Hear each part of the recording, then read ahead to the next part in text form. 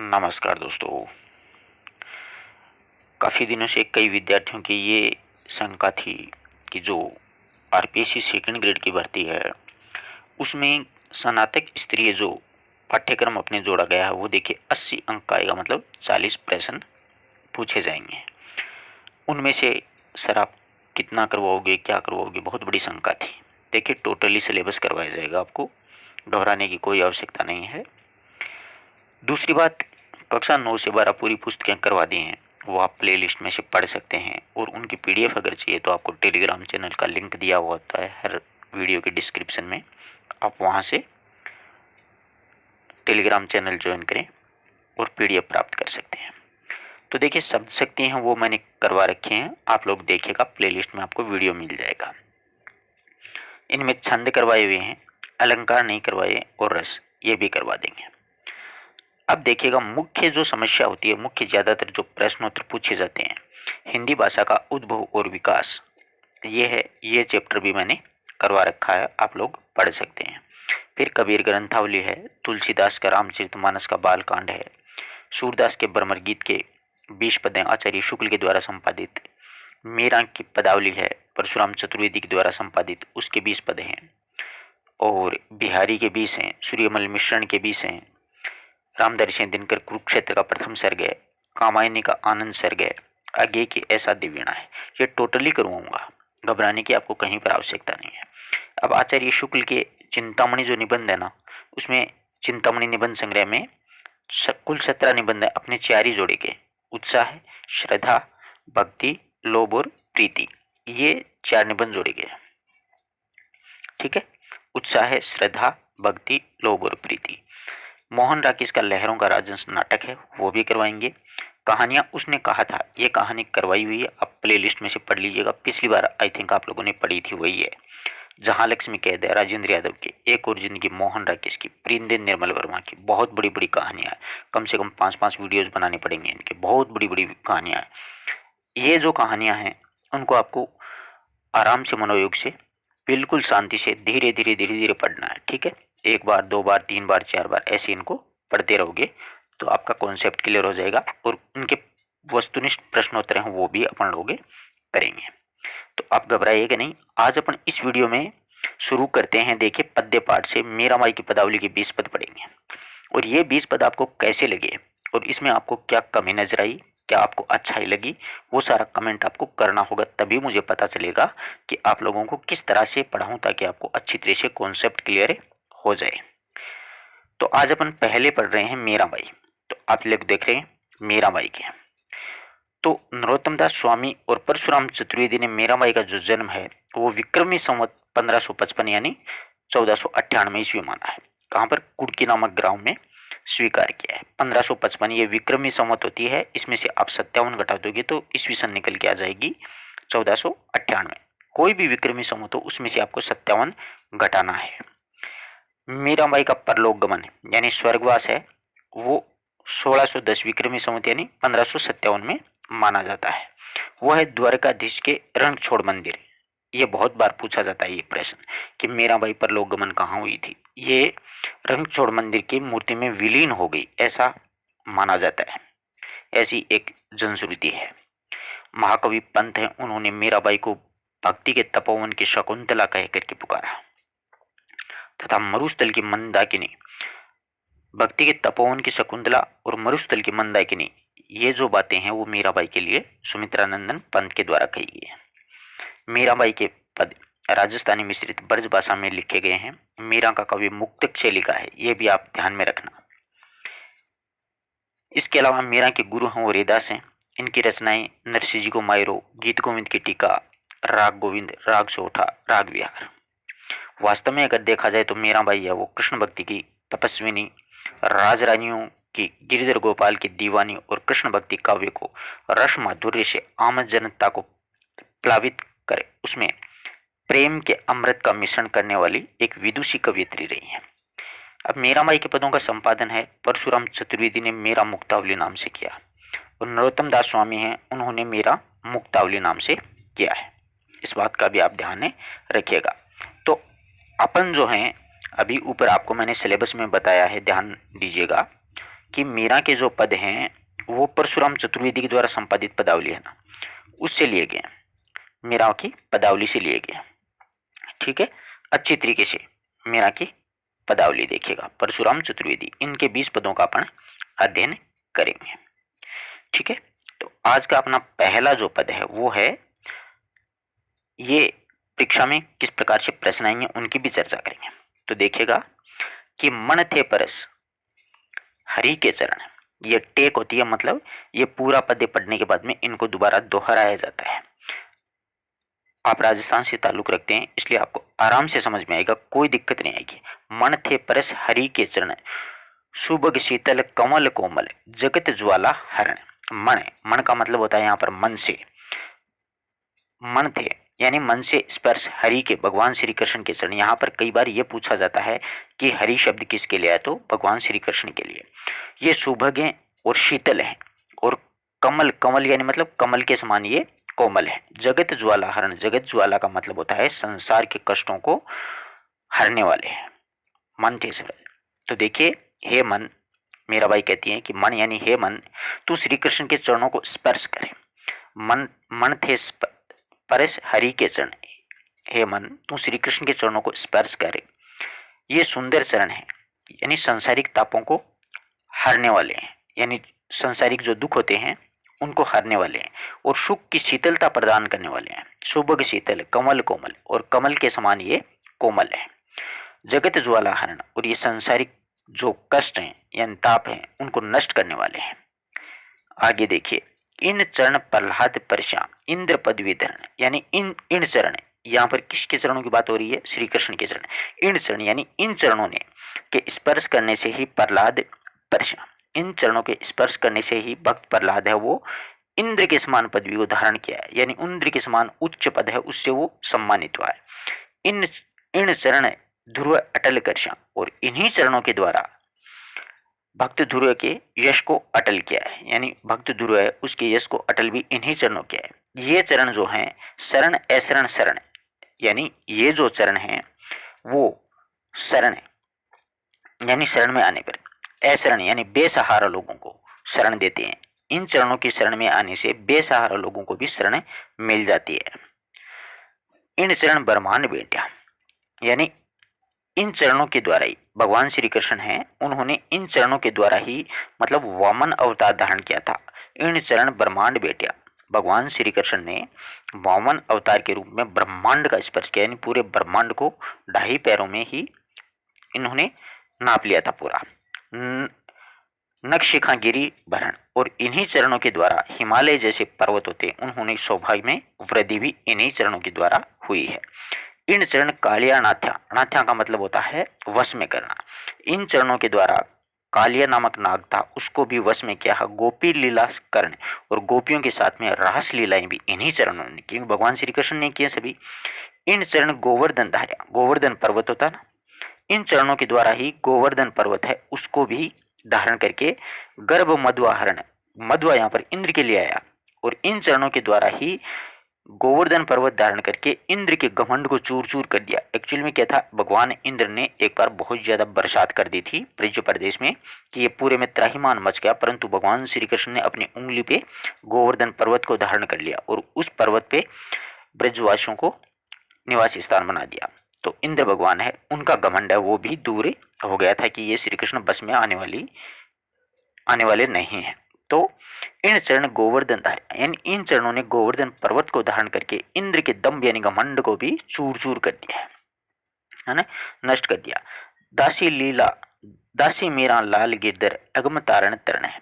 आगे मीरा बाई कहती हैं कि मैं तो अपने आराध्य प्रियतम श्री कृष्ण के चरणों की दासी हूँ, लाल गिरधर मैं तो आपकी दासी हूँ, जो अगम में अपार इस संसार रूपी सागर से पार लगाने वाली नाव के समान आप ही हो मेरे। तो अर्थात भक्तों को संसार सागर से आप पार लगा सकते हो। एगम तारण तरण, यानी एगम में, यानी ये जो संसार रूपी सागर है उसको आप ही तार कर सकते हो, यानी पार लगा सकते हो।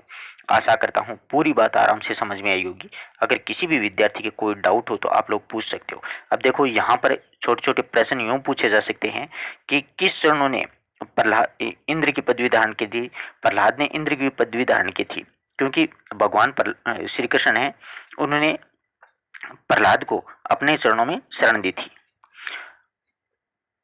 और किसके बारे में कहा गया कि शरण अशरण शरण है, यानी ये जो चरण है इनके शरणों में आने से असहारा जो व्यक्ति हैं, आश्रय रहित बेसहारा जो व्यक्ति हैं, उनको भी ये शरण देते हैं।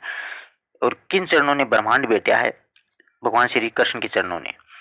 और कालिया नाग को वश में किसने किया है? गोवर्धन लीला। यहाँ पर छोटे छोटे प्रश्न यूँ बनते हैं। गर्भ मधुआ हरण, मधुआ किसके लिए आया है? इंद्र के लिए आया है। गर्भ यानी गर्भ को, हरण यानी नष्ट किया है। गोवर्धन पर्वत किसने धारण किया? भगवान श्री कृष्ण ने। तो आराम से समझ में आया होगा। कोई डाउट हो तो आप लोग कमेंट में पूछ सकते हो। अब मेरा भाई अगला जो पद है वो कहती है कि मारो प्रणाम बांके बिहारी को। प्रणाम को मतलब होता है प्रणाम नमस्कार, है ना, अपन करते हैं ना। मारो प्रणाम बांके बिहारी जी को, यानी मेरा जो प्रणाम है, मेरा जो नमस्कार है, भक्ति भावपूर्वक वो निवेदन करती है कि हे बांके बिहारी श्री कृष्ण।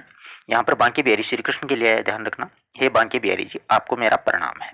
मोर मुकुट माथा तिलक विराजा, आपके मस्तक पर क्या है कि मोर पंखों का सुंदर मुकुट शोभायमान हो रहा है, यानी आपके मस्तक पर मोर का मुकुट बहुत ही सुशोभित हो रहा है, बहुत ही सुंदर लग रहा है। और उसी प्रकार से तिलक विराजा, और तुम्हारे जो ललाट है उस पे गोचरण का जो तिलक है वो भी बड़ा सुशोभित हो रहा है, बहुत ही शोभायमान हो रहा है। कुंडल अलंकारी जी, और इसी प्रकार से आपके कानों में कुंडल है ना, वो कानों में झिलमिला रहे हैं। और सिर पर काले काले बाल हैं, वो भी अलका कजरारी जी, अलका मतलब काले काले बाल हैं, वो भी सुशोभित हो रहे हैं। अधर मधुर धर बंसी बजावा, और आप हैं अपने सुंदर होठों पर धारण करके बंसी को बजा रहे हो, बजाते रहते हो, वो भी बहुत ही सुशोभित हो रही है। अधर मधुर, अधर होता है होठ, मधुर यानी मीठी, अमृत के समान। धर यानी धारण करना, बंसी यानी बांसुरी बजाओ था। आप अपने सुंदर होठों पर बंसी को धारण करके बजाते रहते हैं। तथा रीज रिजावा ब्रज नारी, ब्रज नर नारी को, रीज रिजावा तथा ब्रज के नर नारियों को आप रसिक स्वभाव से रिझाते रहते हैं। यह सब देखा मोया मेरा, ये तुम्हारी छवि है यानी रूप माधुरी है, उसको देख करके मेरा आप पर क्या हो गई है? मोहित हो गई है। मोहन गिरवरधारी जी, है मोहन गिरवरधारी जी, आप वस्तुतः मोहित करने वाले हो, आप मोहन के समान हो। ऐसे है मेरा का कहने का मतलब है कि आपका मोहन नाम उचित ही रखा है, क्योंकि आपका ये रूप माधुरी देख करके मैं तो आप पर मोहित हो गई हूँ, आपकी ओर आकर्षित हो गई हूँ।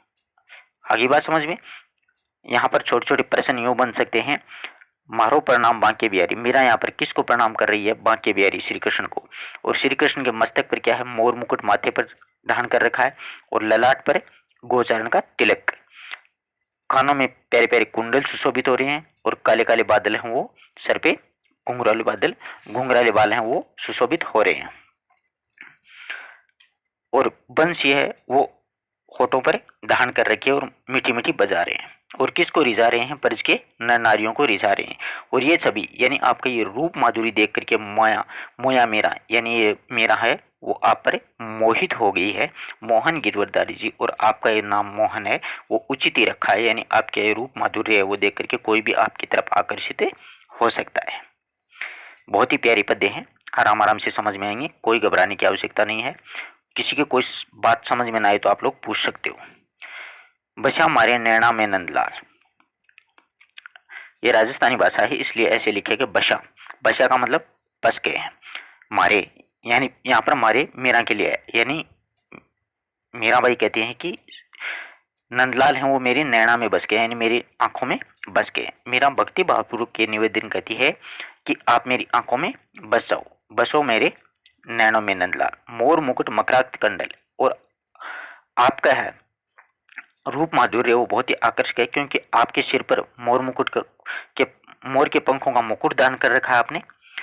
और कानों में मकराकृत कंडल, मकराकृत कुंडल, मकराकृत का मतलब होता है मछली के आकार के गोल गोल कुंडल हैं, वो भी आपने कानों में धारण कर रखे हैं। और मोरपंख का मुकुट है वो सिर पर धारण कर रखा है। अरुण तिलक सोहा भाल है, और लाल लाल चंदन का जो तिलक है वो आपने ललाट पर सुशोभित हो रहा है, यानी लगा रखा है।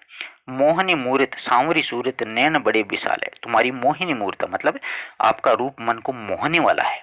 तथा शरीर पर आपका सांवला है, सांवली सूरत, और शरीर है वो आपका सांवला है, और रूप है वो मोहित करने वाला है।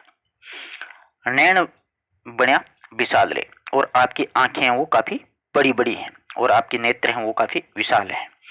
अधर सुधारस मुरली रांझा उर वेजंती माल है। अधर सुधारस यानी आपके होठों पर अमृत के समान रस प्रदान करने वाली मुरली है वो सुशोभित हो रही है। उर वेजंती माल, और गले में, उर का मतलब गले या हृदय में, गले में आपके वेजंती माला है वो सुशोभित हो रही है। मीरा के प्रभु संता सुखदाया भगत बचल गोपाल है। आगे मीरा कहती है कि हे वत्सल श्री कृष्ण, आप संतों को सुख पहुंचाने वाले हो। मीरा प्रभु संत सुखदया। मीरा कहती है कि हे भगत बचल, भगत बचल, बचल का मतलब होता है भक्त वत्सल श्री कृष्ण। हे भक्त वत्सल श्री कृष्ण, आप संतों को सुख प्रदान करने वाले हो। तो यहाँ पर छोटे छोटे प्रश्न यूं पूछे जा सकते हैं मित्रों कि कुंडल किस प्रकार के हैं? मकराकृत यानी मछली के आकार के बड़े बड़े। अरुण तिलक, लाल लाल तिलक है। सोहा भाल, और आपके ललाट पर है वो लाल चंदन का तिलक शोभायमान लग रहा है। मोहनी यानी मोहनी मूर्त है, यानी आपका रूप जो है वो मन को मोहित करने वाला है। और सांवली सूरत, सूरत है वो सांवले रंग की है। नैन बड़ा विशाल है, और आपकी आंखें हैं वो काफी बड़ी बड़ी नेत्र, विशाल नेत्र हैं। अधर सुधारस मुरली राजा, और आपके होठों पर अमृत के समान रस प्रदान करने वाली मुरली सुशोभित हो रही है। और वेजंती माल है, और आपकी छाती या गले में वेजंती माला सुशोभित हो रही है। मीरा के प्रभु संता सुखदया भक्त बत्सल गोपाल है। हे भक्त वत्सल गोपाल श्री कृष्ण, आप संतों को सुख प्रदान करने वाले हो। बहुत ही प्यारे छोटे छोटे पद्य हैं। हरि मारा जीवन प्राण आधार। अगला पद्य जो है हरि मारा, यहाँ पर हरि श्री कृष्ण के लिए है, मारा मीरा के लिए है। आगे मीराबाई कहती हैं कि अपने आराध्य से ये निवेदन कर रही हैं मीराबाई, और कहती हैं कि मेरे जीवन के आधार यानी प्राण प्रिय श्री कृष्ण है। मारा प्राण जीवन, हरि मारा जीवन प्राण आधार यानी भगवान श्री कृष्ण है, और मेरे जीवन के आधार यानी प्राण प्रिय श्री कृष्ण है। और आशिरो अणा मारो थे बिणु, थे बिणु यानी बिना, यहाँ पर थे श्री कृष्ण के लिए आए। देखो पंक्ति का भावार्थ समझिएगा। और आश्रय यानी मेरा और कहीं पर भी आश्रय नहीं है। हे प्रियतम श्री कृष्ण, मेरे पास और किसी प्रकार का कोई आश्रय, कोई सहारा नहीं है आपके सिवा। ना मारा थे बिनु यानी तुम्हारे बिना मेरा और कहीं पर भी आश्रय नहीं है। तीनों लोक मंझार, मैंने तीनों लोकों के मध्य में झांक करके देख लिया है, मुझे कहीं पर भी तुम्हारे बिना आश्रय नहीं मिला है।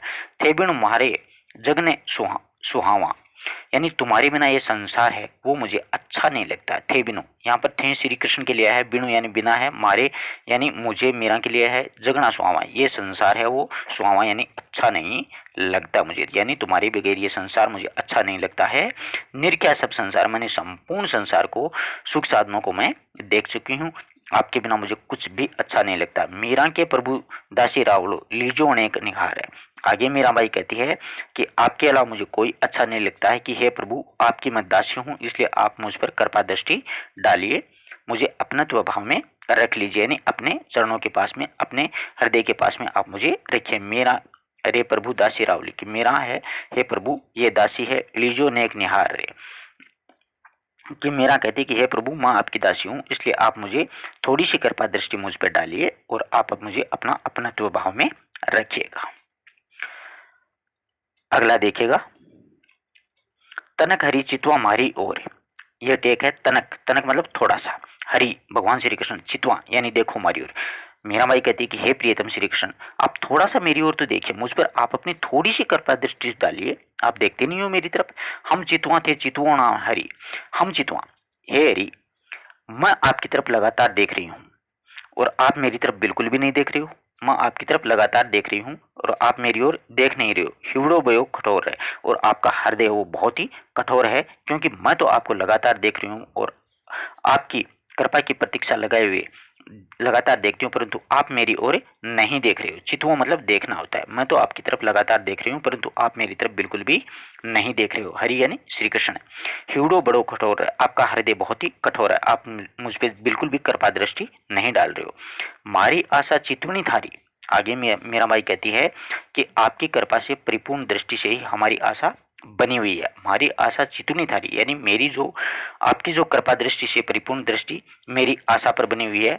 और ना दूजा ठोर है, ठोर का मतलब होता है स्थान या आश्रय, और मुझे दूसरा कोई भी स्थान या सहारा नहीं है, सिर्फ मैं आप ही की कृपा दृष्टि से ठीक हो सकती हूँ। आप ही मेरी ओर दृष्टि कृपा दृष्टि डालिए। उब्या ठाड़ी अरज करूँ, ठाड़ी यानी मतलब खड़ी खड़ी, मैं उब्या, उब्या यानी खड़ी खड़ी, ठाड़ी मीराबाई कहती है कि मैं आपसे मिलने के लिए खड़ी खड़ी अर्ज यानी आपसे प्रार्थना करती हूँ, करता करता भोर और रात्रि से सवेरा हो गया है, यानी प्रातःकाल का समय हो गया है। मैं आपसे मिलने की आशा में खड़ी खड़ी विनय यानी प्रार्थना कर रही हूँ, और इस तरह प्रार्थना करते करते क्या हो गया, भोर यानी सवेरा हो गया है। मीरा के प्रभु हरि अविनाशी देशु प्राण अंकोर। अंकोर का शाब्दिक अर्थ यहाँ पर न्योछावर होता है। ऐसे शब्दों का अर्थ परीक्षा में पूछा जा सकता है, जैसे मीरा के प्रभु हरि अविनाशी देशु प्राण अंकोर। अंकोर का शाब्दिक अर्थ क्या होता है, तो मतलब न्योछावर करना होता है अंकोर का शाब्दिक अर्थ। तो मीराबाई कहती है कि हे प्रभु, मैं आपके आशा में खड़ी खड़ी विनय करती हुई लगातार मतलब प्रार्थना करते करते मुझे प्रातःकाल हो गया, भोर हो गया, सवेरा हो गया, परंतु मीरा के प्रभु हरि अविनाशी, हे मीरा के प्रभु हरि अविनाशी, आप तो देशों प्राण अंकोर है। अब तो मैं आपके ऊपर क्या है कि मेरे प्राण है वो भी न्यौछावर करने को तैयार हूँ। आप मुझे अपने दर्शन है वो दे दीजिए, आप मुझ पे थोड़ी सी कृपा दृष्टि है वो कर दीजिए। अगला देखिएगा, मारो गोकुल रो बनवासी। मारो गोकुल रो, मारो यानी मीरा के लिए है। मीराबाई कहती हैं कि मेरे आराध्य प्रियतम श्री कृष्ण गोकुल और ब्रज के वासी हैं, निवासी हैं। मारो गोकुल रो ब्रजवासी, यानी मेरे आराध्य प्रियतम श्री कृष्ण हैं, वो गोकुल यानी ब्रज के निवासी हैं। ब्रज लीला लख जन सुख पावा। ब्रज में उनके रास लीला लाखों लोग, लख यानी लाखों लोग, जन सुख पावा, लाखों लोग ब्रज में उसकी रासलीला को देख करके सुख का आनंद प्राप्त करते हैं। ब्रज बनता सुख राशि, और वहां पर ब्रज के जो लोग हैं, नर नारियां हैं, वो सुख और आनंद से अपने भंडार भर लेते हैं। नाचा गावा ताल बजावा, नाचते हैं, गाते हैं, तालियां बजाते हैं, बिल्कुल आनंदमय वातावरण हो जाता है। पावा आनंद हंसी रे, और आनंद को प्राप्त करते हैं, हंसी से, खुशी से प्रसन्नता प्राप्त कर लेते हैं। आनंद, आनंद यानी नंद बाबा के लिए आए आनंद। जसोदा यशोदा पुनरी प्रगट्यो, यानी बाबा नंद और यशोदा ने बहुत अच्छे पुण्य कर्मों से ये फल को प्राप्त किया, यानी श्री कृष्ण उनके घर जन्म लिया है। प्रकट हुए प्रभु अविनाशी। नंद जसोदा यानी बाबा नंदराय और माता यशोदा ने अपने पुण्य कर्मों के फल से उनके घर में श्री कृष्ण ने प्रकट किया है, यानी उत्पन्न किया है। पीताम्बर वस्त्र कट में, यानी पीताम्बर वस्त्र वो कमर में धारण कर रखा है। और वेजंता, और छाती यानी गले में वेजंती माला। कर सोहा बांसुरी, कर यानी हाथों में सुशोभित हो रही है उनके बांसुरी। मीरा के प्रभु गिरधर नागर दर्शन देशा दासी रे, हे मीरा के प्रभु गिरधर नागर दर्शन दीजो दासी, मैं आपकी दासी हूँ। मीरा कहती है कि हे प्रभु, हे चतुर्रसी गिरधर, मैं आपकी दासी हूँ, आप मुझे दर्शन दीजिए, अर्थात दर्शन देकर के मेरा आप उद्धार है वो कीजिएगा। अच्छा पद्य है, एक एक शब्द से, एक एक पंक्ति से शब्द यहाँ पर प्रश्न बना रहा है। मारो, यहाँ पर मारो किसके लिए पूछा जा सकता है, मेरा के लिए। गोकुल रो ब्रजवासी, मारो गोकुल रो, यानी मेरे प्रियतम श्री कृष्ण है वो गोकुल यानी ब्रज के निवासी हैं। ब्रज लीला लख जन सुख पावा, यानी ब्रज लीला देख करके लाखों लोग हैं, जन यानी लाखों लोग, सुख पावा, सुख यानी आनंद प्राप्त कर रहे हैं। ब्रज बनता सुख राशि रे, और ब्रज के नर नारियां वो सुख और आनंद से भंडार भर जाते हैं। नाचते हैं, गाते हैं, ताल बजाते हैं। वो लोग क्या करते हैं, नाचते हैं, गाते हैं और तालियां बजाते हैं, तथा अपरिमित आनंद पावा आनंद हंसी रे, और अपरिमित आनंद और प्रसन्नता को वो प्राप्त हैं वो करते हैं। अब यहाँ पर अच्छे प्रश्न बन रहे कि नंद जसोदा, नंद बाबा और यशोदा माता ने बहुत अच्छे पुण्य कर्मों से ही भगवान श्री कृष्ण है उनके घर में प्रकट हुए हैं। पीताम्बर, और उनके वस्त्रों के बारे में पूछ सकते हैं कि उन्होंने कमर में कैसा वस्त्र है, अधोवस्त्र कैसा धारण कर रखा है, पीताम्बर वस्त्र धारण कर रखा है। उर वेजंती, और छाती में यानी गले में वेजंती माला। वो कर यानी हाथों में सोहार बांसुरी, और हाथों में अपने बांसुरी धारण कर रखी, उन्हें सुशोभित हो रही है। मीरा के प्रभु गिरधर नागर दर्शन दीजो दासी रे, कि हे प्रभु चतुर्रसिक गिरधर, मैं आपकी दासी हूँ, आप मुझे दर्शन दीजिए, अर्थात दर्शन देकर के मेरा उद्धार है वो कीजिएगा। अगला देखिए, बहुत ही प्यारा पद्य है। हे माँ, अब मेरा है वो अपनी माँ से कहती है कि हे माँ बड़ी बड़ी आंखनियां वालों, कि हे माँ ये बड़ी बड़ी आंखों वाला है ना, सुंदरतम नेत्रों वालों ने मुझ पर क्या किया है, प्रहार करके मेरा हृदय व्यथित कर दिया है। कि बड़ी बड़ी आंखें वालों, कि हे माता ये बड़ी बड़ी आंखों वाला सुंदरतम नेत्रों वाले ने प्रहार करके मेरा हृदय व्यथित कर दिया। सांवरो मोन मोतन हेरत हंसी के, यानी सांवरो भगवान श्री कृष्ण हैं, उन्होंने मेरी तरफ टेढ़ी नजरों से देख करके हंस रहे हैं। भौन कमान बाण माकलोचन, यानी बोहें, उनकी बोहें हैं वो कमान के समान है, और धनुष के समान है, कमान मतलब धनुष के समान है, उनकी जो भौहें हैं वो धनुष के समान है, ठीक है। और बाण बांके लोचन, और उनकी टेढ़ी नजरें हैं वो एक तीर के समान है, मारे धैर्य कसी के, और मेरे हृदय में कस करके वो तीर मार रहे हैं। जतन करो जंतर लिखी बांधो, यानी आप कोई भी यत्न करो और कोई भी जादू टोना करके लिख करके मेरे मंत्र है वो उसको मेरे मतलब शरीर में बांधो। जतन करो यानी कोई भी आप प्रयत्न करो। यहाँ पर कहती है मेरा कि आप कोई भी उपाय करो और बांध करके मुझे मेरे बांधो, लिखी करके उसको बांधो। औखद लाओ घसी के, और चाहे कोई औषधि है वो भी आप घिस करके मेरे ला करके आप बांध सकती हो। जो तो कुछ और विधा हो। आगे मीरा की सखी है वो कहती हैं कि यदि कोई और पीड़ा हो जो ताको, ताको यहाँ पर मीरा के लिए है कि अगर तुम्हारे और कोई और कुछ सुविधा और कोई अगर तुम्हारे कोई पीड़ा हो तो उसका मेरे पास में कोई इलाज नहीं है, ना ही ने मेरो बसी के, उसमें मेरा कोई वश नहीं चलने वाला है। वो व्यथा वो पीड़ा मैं दूर नहीं कर सकती हूँ, उसमें मैं असक्षम हूँ। कौन जतन करो मरी आली।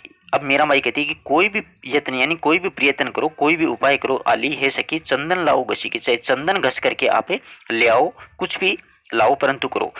जंतर मंत्र जादू टोना, आप चाहे तंत्र मंत्र करो, जादू टोना करना ये सब व्यर्थ है। माधुरी मूर्त बस के, मेरे हृदय में किसकी मूर्त है? माधुरी मूर्ति यानी भगवान श्री कृष्ण की मूर्त है, वो मेरे हृदय में बस गई है। इसलिए ये जंतर मंत्र जादू टोना है, इससे कोई भी फायदा या सहारा होने वाला नहीं है। सांवरी सूरत आन मिलाओ ठाड़ी रहूं मैं हंसी के। आगे मीराबाई कहती है कि मेरे प्रियतम श्री कृष्ण आकर के मुझसे मिल, मेरे प्रियतम श्री कृष्ण को ला करके मुझसे मिला दो, मैं प्रसन्नता से उसकी प्रतीक्षा खड़ी खड़ी करती रहूंगी, ठाड़ी रहूं मैं हंसी के। वह यहाँ पर उनकी प्रतीक्षा करती रहूंगी। मेरा तो गिरधर बिन देखे कैसे रहे घरवासी के।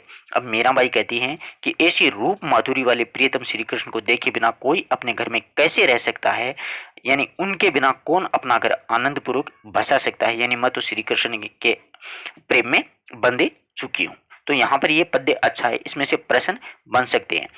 हे माँ बड़ी बड़ी आंखें वालो, यहाँ पर माँ को संबोधित कर रही है मेरा भाई। बड़ी बड़ी आंखें वालों कौन? श्री कृष्ण है। सांवरो मोतन हैरत हंसी के, भगवान श्री कृष्ण है वो मुझ पर देख करके हंस रहे हैं। और वो किस प्रकार से हंस रहे हैं? बोहें कमान और बाण बांके लोचन, उनकी भुजाएं जो हैं वो धनुष के समान है और उनकी तिरछी नजरें हैं वो तीर के समान है। मारे थे हीरे कसी के, और मेरे हृदय में वो कस कस करके मार रहे हैं। जतन करो जंतर लिखे बातों, यानी कोई भी आप प्रयत्न करो, कोई भी उपाय करो और मुझ पर है उसको बांधो। औखद लाओ घसी के, औखद यानी औषधि वगैरह वो भी घिस करके ले आओ। जो ताको कुछ और बिताओ। आगे उनकी सखी कहती है मेरा माई की अगर तुम्हें और कोई पीड़ा हो ना ही न मारो बसी की, तो वो मेरे बस का उपाय नहीं है, मेरे बस की का रोग नहीं है कि मैं आपको उसका इलाज कर दूंगी, उपाय कर सकूंगी। कौन जतन करो मरी आली। मेरा माई कहती कोई भी प्रयत्न करो हे मेरी सखी, चंदन लाओ घसी के, चाहिए आप चंदन लाओ, शीतल लेप है वो भी घिस करके ले आओ।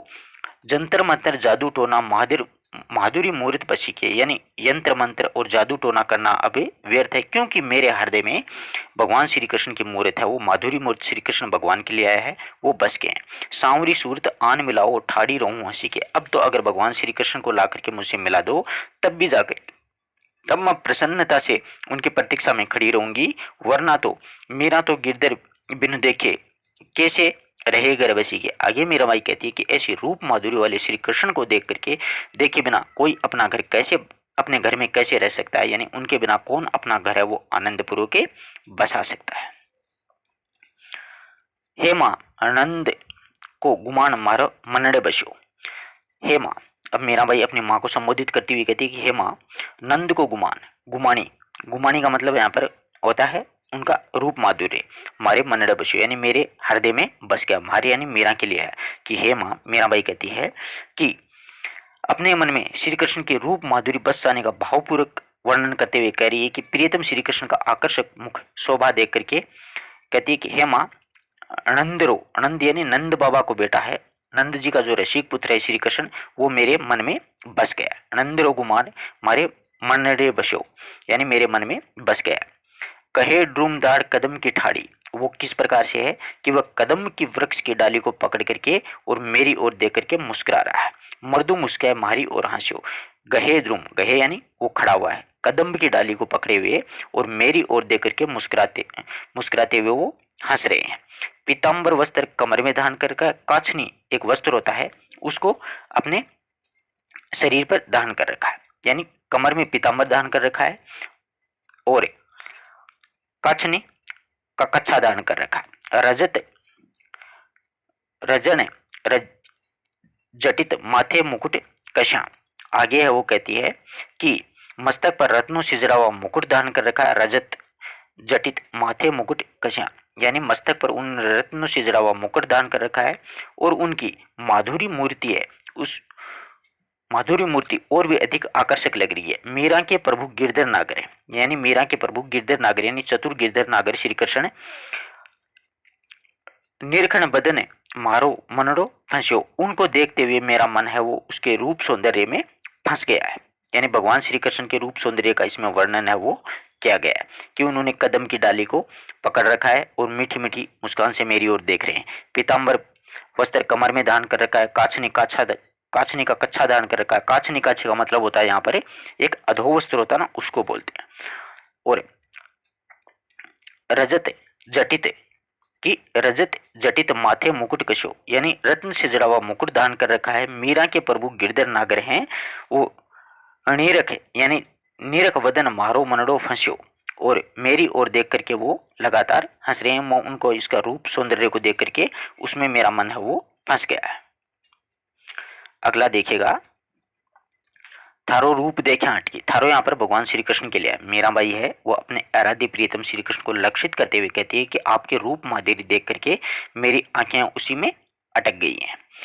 कुल कुटुंब सजग सजन सकल बार बार हटकी, यानी मेरे परिवार के लोग। मीराबाई कहती हैं कि भगवान श्री कृष्ण प्रियतम उसके रूप माधुर्य को देख करके मेरी आंखें उसमें अटक गई हैं और इस कारण अपने घर वाले कुल और कुटुंब के लोग हैं, कुल होता है वंश, कुटुंब होता है अपने परिवार के लोग हैं, वो घर परिवार के लोग परिवारजन हैं आदि सभी ने मुझे बार बार अलग करने की कोशिश किया, बार बार मना किया है कि सकल यानी समस्त सज्जन लोगों ने बार बार हट की, यानी बार बार मुझे मना किया है, टोका है। फिर भी मैंने क्या किया कि बिसराया लगन लाग्या मोर मुकुट वटंकी, यानी यहाँ पर मीराबाई कहती है कि परिवार के लोगों ने मुझे बार बार मना किया, मुझे दूर रहने के लिए कहा और आपकी शरण में रहने की कामना में चेष्टा में लगातार लग रही हूँ कि बिसराया लगन लाग्या मोर मुकुट वटंकी। आगे मीराबाई कहती है कि मैं मेरे परिवार मोह को भूल करके यानी बिसरा करके उनको छोड़ करके और मोर मुकुट धारण करने वाले श्री कृष्ण की लगन है वो मेरे मन में लग गई है। बिसराया यानी मैंने मेरे परिवार के लोगों को बिसराया मतलब छोड़ दिया है। लगन लाग्या मोर मुकुट वटंकी, और मेरे मन में मोर मुकुट को धारण करने वाले श्री कृष्ण प्रियतम की लगन है वो लग चुकी है। मारा मन मरण मगन श्याम लोक कया हटकी, मारा मन यानी मेरा मन है मगन मग्न हो गया श्याम में, भगवान श्री कृष्ण में, लोक कया हटकी यानी लोग कहते हैं कि मैं भटक गई हूँ, रास्ते से भटक गई है मेरा वो अब भगवान श्री कृष्ण के भक्त भजनों में लगी है, इसलिए वो परिवार के कुल कुटुंब की कोई मान मर्यादा नहीं रखती है, तो वो भटक गई है। मीरा प्रभु शरण गया जानिया घटघट की। मीराबाई कहती है कि हे प्रभु मैं आपकी शरण में मैंने पकड़ ली है, अर्थात जो आप प्रत्येक प्राणी के तथा सारे संसार के हृदय की बात को तुम जानते हो, अर्थात मैं अंतर्यामी ईश्वर की शरण को प्राप्त कर चुकी हूँ। आप तो सभी जो लोग इस संसार के लोग हैं उनके हृदय की घटघट की आप बात को जानते हो। अगला पद्य देखिएगा आप लोग, निबट बंकट सब अंट के। हाँ, निबट बंकट सब अंट के। निबट का मतलब एकदम, बंकट मतलब टेढ़ी, छबट मतलब छवि। तो मीराबाई हैं वो कहती हैं कि मेरे नेत्र श्री कृष्ण की बांसुरी वादन करने वाली जो त्रिभंगी टेढ़ी जो छवि है उसमें बस के। निबट बंकट सब अंट के, मारा नेड़ निबट बंकट सब अंट के, यानी मेरे जो नेत्र हैं वो भगवान श्री कृष्ण की बांसुरी वादन करने में जो त्रिभंगी यानी टेढ़े पांव हाथ करके बंसी बजाते हैं उस छवि में अटक गए हैं। देखा रूप मदन मोहन रो, मैंने अब मदन मोहन श्री कृष्ण के रूप माधुर्य से अमृत के समान पियते पीयूखन मटके। अब तो मैंने भगवान श्री कृष्ण के मदन मोहन श्री कृष्ण के रूप माधुरी से अमृत के समान आनंद का आस्वादन ले रही हूँ। बिरज भवा अलग मतवारी, आगे मीराबाई कहती हैं कि मैं कमल के समान नेत्रों की स्थिति में उन्मत्त बन गई हूँ और श्री कृष्ण के रूप माधुरी रस से मैं अट गई हूँ। यानी बांसुरी वादन करते समय श्री कृष्ण की कमर टेढ़ी रहती है और हाथ भी ऐसी प्रकार से ब्रिज महुआ यानी मतवारी, यानी उसके हाथ हैं वो भी टेढ़े रहते हैं। नैन रूप रस अटक के और मेरे नैन हैं उसके रूप माधुरी में अटक गए हैं। टेढ़ियाँ कट टेढ़ी कर मुरली, उसकी टेढ़ी कमर होती है और टेढ़े हाथों से वो मुरली बजाते हैं। टेढ़ियाँ पैर लड़ लटके और टेढ़े पाँव भी वो टेढ़े होते हैं और लड़े है वो उनकी लटकती रहती है। मीरा के प्रभु रूप लुभानी गिरधर नागर नटके। आगे मीराबाई कहती है कि चतुर रसिक गिरधर श्री कृष्ण ऐसी त्रिभंगी भी रूप पर मैं मोहित होकर के आप पर आकर्षित है वो हो गई हूँ, आपकी तरफ आकृष्टता मेरी वो लगातार बन रही है।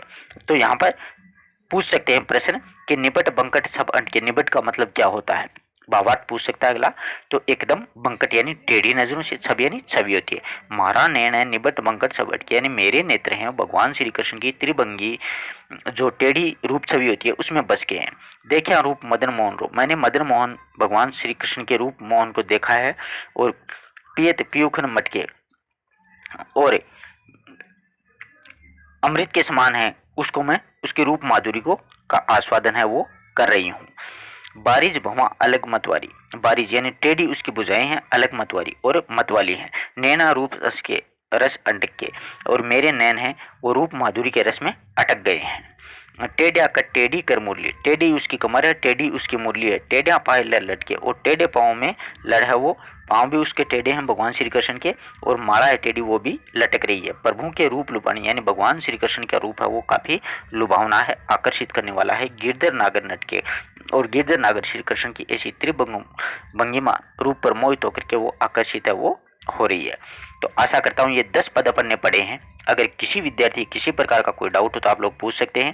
आगे वाले जो 10-12 और बचे हैं उनका अपन नेक्स्ट वीडियो में अध्ययन करेंगे। धन्यवाद दोस्तों। कमेंट जरूर कीजिएगा कि आपको किस शब्द में क्या दिक्कत हुई, किस पद्य में क्या दिक्कत हुई, किस पंक्ति में कोई दिक्कत हुई या फिर आपको आराम से समझ में आ गया।